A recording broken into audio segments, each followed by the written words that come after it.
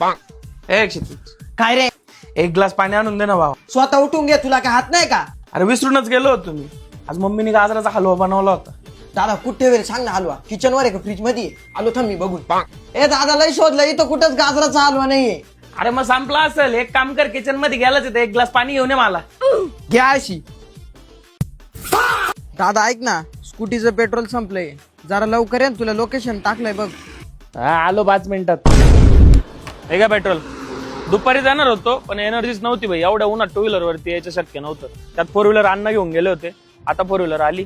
आता आलो तुमच्यासाठी. भावांनो लय गरम होत आहे, चला स्विमिंगला जाऊ आपण. अरे ऊन किती झालंय पाय. एवढ्या उन्हात जायचं यार स्विमिंगला.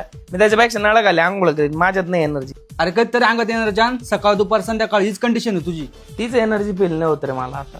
दादा तू एनर्जीसाठी कपिवाचं शिलाजीत चालू कर. शिलाजीत, ए बाबांनो, मला तसला काही प्रॉब्लेम नाही. I am okay. तुला कोण बोललं शिलाजीत फक्त त्यासाठी असतं? ते सोडून पण याचे बरेच बेनिफिट्स आहे. काय काय बेनिफिट्स याचे?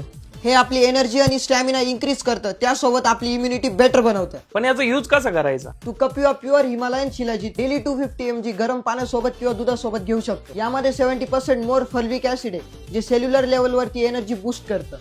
मला असं वाटतं आपण केदारनाथ यात्रा करायची का? लगेच ट्रेन तिकीट बुक करतो. पण दादा तुला जमाल का? चल ना तिथं जाऊन रेस लावू. आधी सारखी एनर्जी ड्रॉप नाही होत आता माझी. Thanks to Kapiva shilajit. Buy now and feel energetic.